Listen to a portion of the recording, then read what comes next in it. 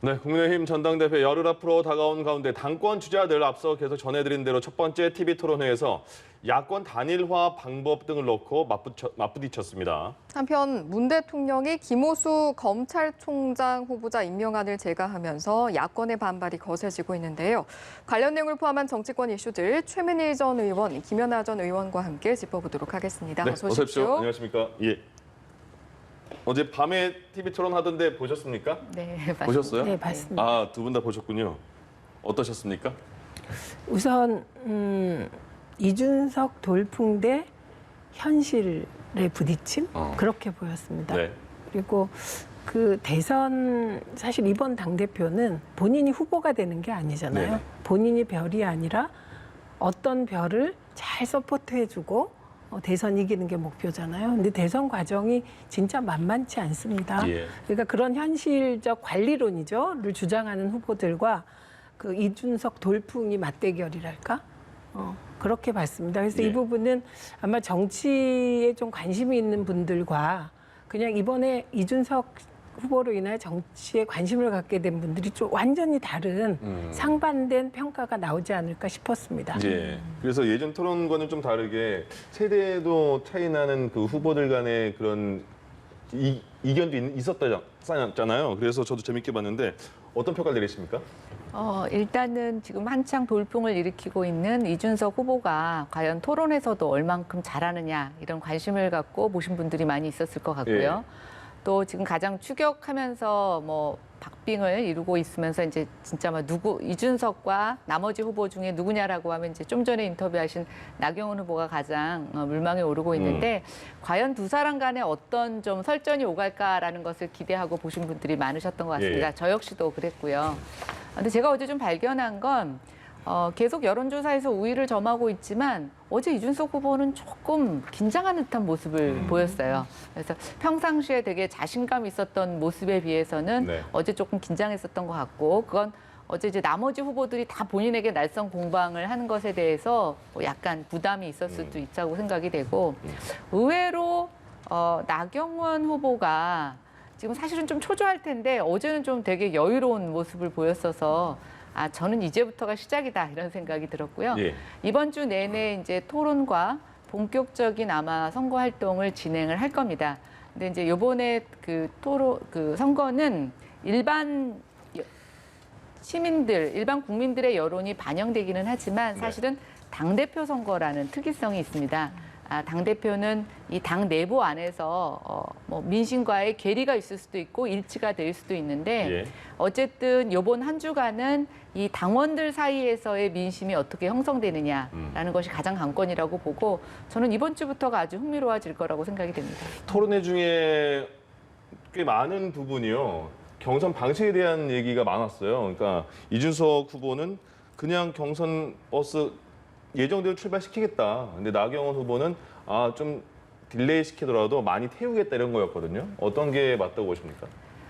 이게 이제 뭐 원칙론에서 따지면 저는 이준석 후보의 주장도 틀리지는 않다고 생각이 됩니다. 네. 그리고 현실론적인 측면에서 봤을 때 지금 우리 당 소속은 아니지만 당 밖에서 대선 지지율 1위를 마크하고 있는 윤석열 전 총장을 의식하지 않는 그런 경선 관리라는 게 과연 현실적인가라는 측면에서 저는 두 분 다 어느 정도 일리가 있다고 보여집니다. 예. 근데 어젠가요? 그 윤석열 총장이 지금 권성동 의원하고 만난 사진을 공개를 했습니다. 네. 그래서 어느 정도 입당이 가시화되는 것처럼 기사가 나오고 있는데요. 그런 측면에 있어서 뭐 이준석 최고가 만약에 저희 전대가 끝나고 나서 윤석열 총장이 바로 입당을 한다면 뭐 이준석 후보가 얘기하는 경선 룰이나 아니면 중진들이 얘기하는 경선 룰의 실질적인 결과는 큰 차이가 없지 않을까라는 생각도 듭니다. 예. 조금 전에 말씀해 주신 부분 윤석열 전 총장이 국민의힘 중진 의원들을 잇따라 만났고 또 대권 출마 의지를 묻는 질문에 고개를 끄덕였다 이런 이야기도 들리고요. 국민의힘 입당이 가시화되는 게 아닌가 이 부분 좀 어떻게 바라보십니까? 그건 뭐 모르겠습니다. 근데 좀 아까 말씀하신 부분에 있어서 예. 이제 제3자적 입장에서 보면 둘 다가 괜찮다? 이렇게 얘기할 수 있어요. 당사자가 아니기 때문에. 지금 좀 아까 대선 관리 이제 나경원 후보도 얘기하더라고요. 비슷한 말씀 저도 얘기했는데 경선 관리라는 게 이런 겁니다. 사람은 다 감정의 동물이기 때문에 어떤 태도를 취하느냐 당대표가 후보들이 국민의힘이 이제 뭐 그 윤석열 전 총장이 밖에서 뭐 세력 결집하겠어? 안 되겠지. 그러니까 들어오게 될 거야. 그러니까 우린 그냥 밀고 가면 당연히 올라탈 거야. 이런 태도를 보이는 것부터가 관리에 실패하고 있는 겁니다. 그래서 이런 부분 때문에 좀 그 연륜이 필요하고 경험이 필요하다 이런 얘기를 하는 것이거든요. 그래서 2012년에 안철수 후보와 문재인 후보가 단일화했습니다만 사실 그런 감정 관리에 실패했다고 봐야죠. 그러니까 민주당 입장에선 안철수 후보가 섭섭하겠지만 객관적으로 보는 어떤 분들은 그 안철수 후보 관리에 민주당이 실패했다 이렇게 얘기할 수도 있다는 거예요. 근데 당연하죠. 그때 민주당 당대표가 없었거든요. 당대표 없이 선거를 치러서 그런 관리에 실패한 것이 가장 큰 패배 요인으로 꼽히거든요. 그래서 그렇게 봤고요. 그다음에 윤석열 전 총장이 이제 여러 명을 만나면서 이런저런 이제 그 대화를 합니다. 타진하는 거겠죠. 네. 그리고 그건 뭐 당연하죠. 그래서 그 시기에 대해서도 5월 중순이었다가 지금 6월 11일이었다가 뭐 이렇게 바뀌고 있는데 윤석열 전 총장 입장에서는 몸값이 가장 높아질 때 들어오고 싶겠죠. 그러니까 아마도 국민의힘의 당대표 경선 과정을 가장 긴장하고 지켜볼 분이 윤석열 전 총장이지 않을까 그렇게 생각합니다. 그러니까 그 언론 보도를 보니까 사진은 물론 나왔고요. 권성동 의원과 찍은 사진이요. 그 전에 정진석 의원 만났고 윤희숙 의원까지 만났다는 거잖아요. 국민의힘 의원을 이렇게 일주일 사이에 3분을 만난 건데 지금 그럼 국민의힘 입장에서는 이제 거의 들어오는구나 이렇게 생각하고 계시는 겁니까? 국민의힘으로? 그래서 이제 저도 저희 내부에서 이런 부분들을 공식적으로 논의해 본 적은 없습니다. 아마 이제 오늘 김기현 원내대표도 원내대책회의 끝나고 이와 관련된 백풀 기자들 질문을 많이 받으셨던 것 같은데요. 뭐 지도부 차원에서 공식적으로 논의한 것은 없고요. 아직까지는 윤 총장의 어떤 개인적인 접촉인 것 같습니다. 그러다 보니까 이제 뭐 본인 친고향 또 처가의 고향 뭐 이런 식으로 번갈아 가면서 또 이슈별로 사람들을 만나고 계시는 것 같은데요. 공식적으로 말씀드리자면 당 내부에서는 아직 공식적인 논의는 진행되고 있지 않고 지금 윤 총장이 이렇게 국민의힘 의원들을 만난 걸 공개한 것은 이번이 처음이라고 생각이 됩니다. 오히려 윤 총장 입장에서 본인의 행보에 대해서 이제 공식적으로 커밍아웃하는 단계가 아닐까라는 생각을 해봅니다. 알겠습니다. 그 송영길 대표는 윤석열 전 총장과 관련한 사건 파일을 차곡차곡 쌓아놓고 있다. 그리고 정세균 전 총리는 윤석열 전 총장의 장모를 포함한 가족들을 먼저 좀 잘 파헤쳐 봐야 되지 않느냐 이런 말도 했고요. 이낙연 전 대표 국격에 맞는 지도자가 필요하다 이렇게 우회적으로 비판했습니다. 지금 일단 윤석열 전 총장이 야권의 지금 1위 지지도를 얻고 있어서 이런 그건 견제라고 해야 될까요? 어떤 그 평가가 나오는 거겠죠. 저는 대권과 별개로 누군가 범죄 행위를 저질렀으면 그 범죄에 대한 책임을 져야 하고 검찰은 그 범죄의 책임을 물어야 하는 게 아닌가 싶습니다. 그리고 최근에 보면 이상하게 그 범죄 행위를 대권과 결부시키고 막 이런 게 나오는데 저는 제 개인적으로는 동의하지 않습니다. 그래서 중요한 거는 윤석열 전 총장의 장모는 이미 한 개로는 재판이 시작됐고 검찰이 3년을 구형했습니다. 그런데 본인은 어리둥절하다. 그러니까 특권을 받아왔지 않나? 이런 의심이 드는 대목이고요. 윤석열 전 총장의 부인이 뭐 여러 가지 의혹이 휩싸여 있는데 그것도 그냥 법대로 조사할 일이지. 뭐 그게 윤석열 전 총장의 대권과 어떤 연관이 있을지는 그 후다. 검찰이 제대로 조사하고 결과를 공유한 후에 논의해야 될 것 같고 그리고 뭐 송영길 대표가 파일을 준비하고 있다 이런 거는 뭐 모든 정당이 다 하는 거라고 생각합니다. 여기서 눈에 띄는 건 금낭묘계. 그거 여쭤보려고 했습니다. 그러니까 우선 금낭묘계라고 얘기를 했는데 그게 한 TV 토론 라디오 토론에서 현근택 대변인, 전 대변인이 민주당 쪽에 물어보더라고요. 그거 모방지기 아니냐? 그랬더니 노무현 전 대통령 모방 맞다 이렇게 일부 인정하더라고요. 그래서 노무현 전 대통령이 연좌죄에 젖은 분들이 아내에 대해서 문제 제기를 했잖아요. 권양숙 여사에 대해서 아버지가 빨치산이었다 이렇게 색깔론을. 그러니까 그때 대통령이 되려고 사랑하는 아내를 버려야 된단 말이냐. 그래서 이게 조강지처를 버리란 말이냐. 뭐 이렇게 해갖고 굉장히 그 정말 센세이션을 불러일으킨 답변이었는데 예. 그 얘기를 일부 했대요. 근데 그건 뭐 적절하지 않죠. 그래서 그 금랑 묘계가 사실 이 상황엔 안 맞습니다. 그리고 공정을 지향하는 사회라면 범죄자는 법에 따른 책임을 지고 예. 그래서 사법부의 최종 판단을 받고 그래서 3심이 있는 거잖아요. 사법부 심지어. 네. 그게 맞지. 그걸 무슨 이렇게 뭐 아주 뭐 그 전략으로 빠져나가고 이런 거 같아서 너무 안 맞는다. 그건 이준석 후보가 얘기하는 공정과 예. 이런 느낌입니다. 그래서 윤석열 전 총장도 그냥 우선은 아내와 장모의 법적 문제에 대해서는 그냥 검찰이 수사하게 놔두고 그리고 법적 책임을 져야 한다. 뭐 이런 태도가 맞는 것 같아요. 예. 지금 잘 모르시는 분들을 위해서 잠시만 설명드리면 이준석 후보가 이렇게 말을 한 겁니다. 여권의 윤석열 전 총장에 대한 공격을 받아칠 해법이 있다. 비단 주머니 3개를 있다. 하나씩 방법을 주겠다. 이렇게 표현을 한 거거든요. 그거에 대해서 어떻게 생각하세요? 저는 대단히 이준석스럽다 그런 생각이 들었어요. 어떤 네, 그러니까 모르겠어요. 제가 본인이 아니다 보니까 그 3개의 주머니에 어떤 내용이 있는지는 모르겠지만 네. 뭔가 덩치가 큰 상대와 싸울 때 자기의 비장의 무기가 있다는 걸 보여줌으로써 어떤 싸움의 상대로 삼는 그런 싸움의 기술로 봤을 때는 뭐 저는 적절했다고 봐요. 그러나 예. 이제 그 내용이 본인이 뭐 모방계가 있다 이런 게 아니라 이제 상대방 현근택 변호사가 물어보는 과정에서 특히 그분이 이제 다른 유튜브 방송에서 그런 비슷한 일종의 뭐 사적 대담처럼 네네네. 이렇게 얘기를 많이 하셨던 것 같아요. 예. 그래서 뭐 저는 그걸 너무 심각하게 문제 삼는 그 민주당이 오히려 더 좀 민감하게 대응하시는 거다 이런 생각이 들고요.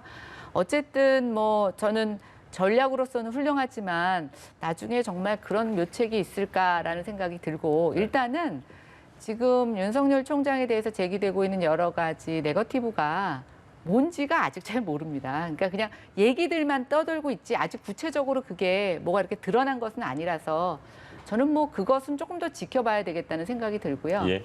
또 하나 모르겠습니다. 그 송영길 후보가 준비하고 계시다, 그러니까 송영길 당대표가 준비하고 계신다는 게 윤석열 전 총장, 그러니까 검찰총장으로서 인사청문회 할 때 나왔던 그 내용인지 아니면 그때 제기되지 않았던 다른 내용인지 예. 또 하나 그 전에 있었는데 인사청문회 때는 우리 사람이라서 거론하지 않은 건지 아니면 검찰총장 이후에 뭔가 새롭게 지적할 만한 사항이 생긴 건지는 좀 봐야 되는데 민주당도 참 괴로울 거라 생각이 들어요. 왜냐하면 자기네들 인사청문회 때 그렇게 비호하고 감싸고 임명했던 사람인데 이제 상대방에 섰다고 해서 그것을 다시 공격하자면 사실상의 자기 부인을 한번 하고 들어가야 되는데 글쎄 그게 갑자기 돌변한 자기 부인이 될지 아니면 우리가 그때 정말 사람을 못 알아봤다고 반성하는 것이 전제가 될지는 모르겠습니다만 예. 저는 앞으로 제기되는 그런 문제들 뭐 엄격하게 판단돼야 된다고 생각합니다. 지금 생각을 해보십시오. 조국 사태 이후에 젊은이들이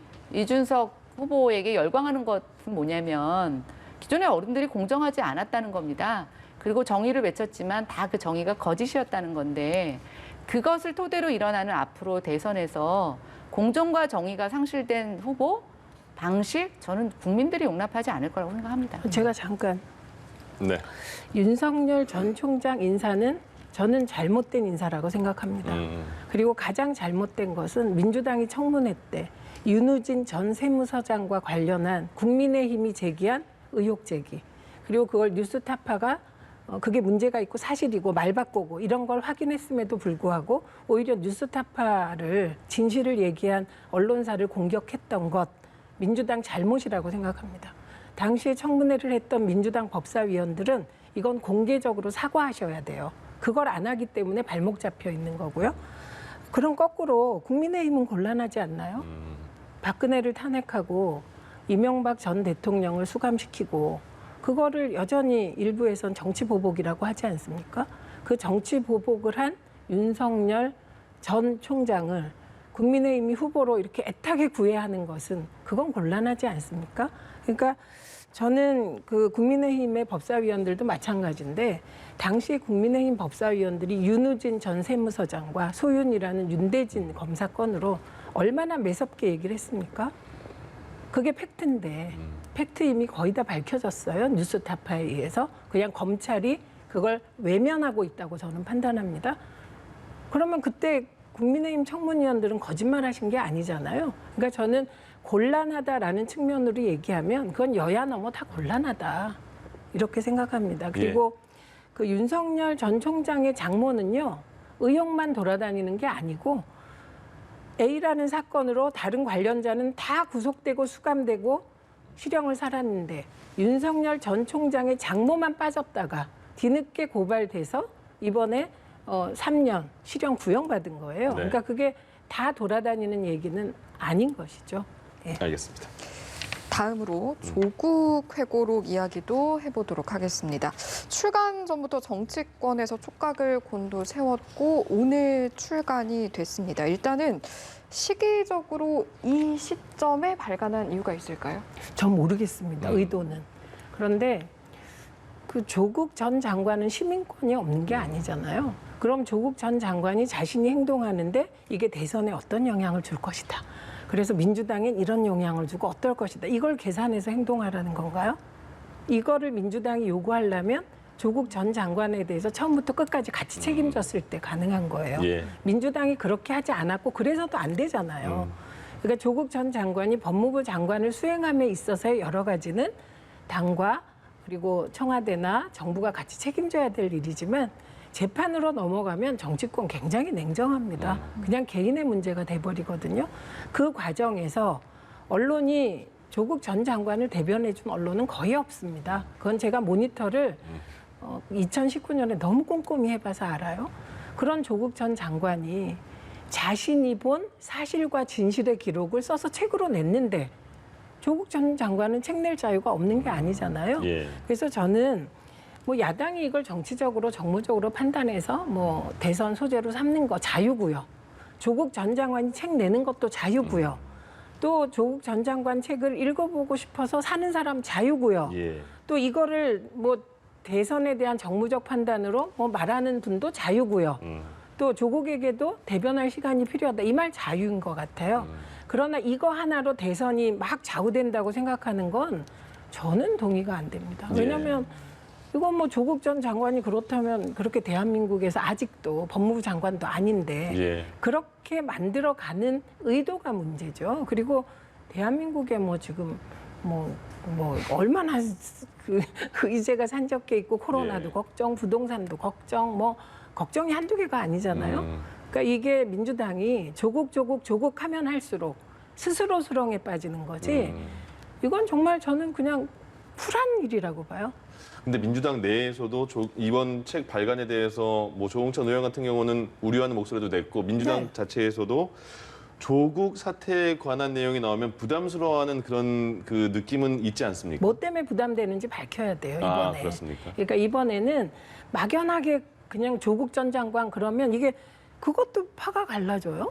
네, 그런 거 이유를 좀 대셨으면 좋겠어요. 예. 다 그냥 그래서 이거는 저도 책 낼 자유가 있잖아요. 네. 김연아 전 의원님도 책 낼 자유가 있듯이 책은 내는 겁니다. 예. 그리고 책이 팔리고 안 팔리고는 시민들이 독자들이 판단하는 거고 민주당의 경우도 뭐 조홍천 의원 입장 내실 수 있겠죠. 예, 예. 그게 동의하는 분도 있고 또 그 왜 저러지 하는 분도 있을 테고 네. 박찬대 의원의 입장에 대해서 예. 동의하는 분도 있고 아닌 분도 있겠죠.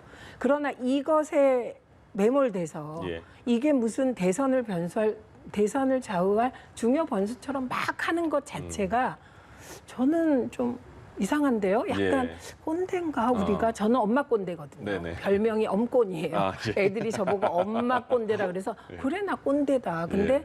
귀가 얇은 꼰대라 알겠습니다. 아주 독한 꼰대는 아닌 것 같습니다. 예. 그 어떻게 보셔요? 그 조국 전 장관이 이제 본인의 해명과 본인의 지금까지 과정을 엮은 책인 것 같더라고요. 근데 이제 우리가 일반적으로 개인이 책을 낸다고 할 때 또 전직 법무부 장관이고 민정수석도 한 사람이 책을 낸다라고 했을 때 네. 단순히 그 책의 발간 시점을 아무 생각 없이 했다. 저는 그건 믿겨지지는 않습니다. 뭐 그럴 경우는 있을 수 있죠. 자기의 유명세를 조금이라도 이용해서 지금이라도 책을 좀 많이 팔아보자.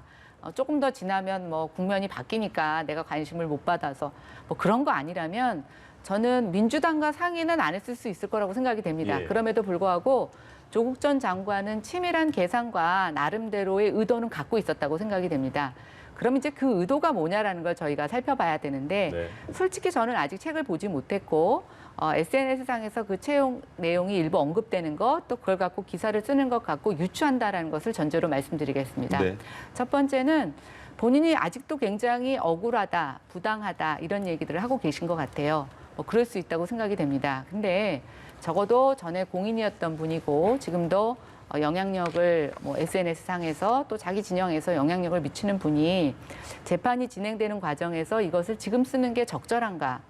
저는 조금 아니라는 생각이 듭니다. 그래서 나중에 재판이 끝나고 나서 하신다면 뭐 충분히 그럴 수 있다는 생각이 드는데 저는 그거로서는 일단 특히 법을 전공하신 분으로서 저는 그것은 좀 아니라는 생각이 들고요. 예. 또 하나 지금 조 전 장관이 법정에서 굉장히 이렇게 성실하게 답변하시지 않는 걸로 제가 듣고 있는데 이렇게 책에서는 구구절절히 설명하시는 분이 왜 재판 과정에서는 그렇게 구구절절히 설명을 안 하실까 좀 예. 그런 의구심이 들었고 예. 그다음 이제 두 번째는 윤석열 네네. 총장에 대해서 언급을 많이 하고 계시는데 그게 본인에게 직접 칼을 거는 상대라는 뜻도 있지만 대선 후보로 지금 유력하게 거론되고 있는 것에 대해서 약간의 저격을 하시는 듯한 느낌이 들어서 견제를 한다. 그렇기 때문에 민주당과 어느 정도 의견 교류가 있었던 게 아니냐라는 그런 세간의 시선이 있는 것 같습니다. 예, 네. 여기까지 절대 아닙니다. 듣겠습니다. 민주당이 싫어하는데요, 지금. 네. 여기까지 할게요. 의논하는 게 관계에서 절대 아닐 것이다. 여기까지 듣도록 하겠습니다. 두 분 오늘 말씀 고맙습니다. 예, 고맙습니다.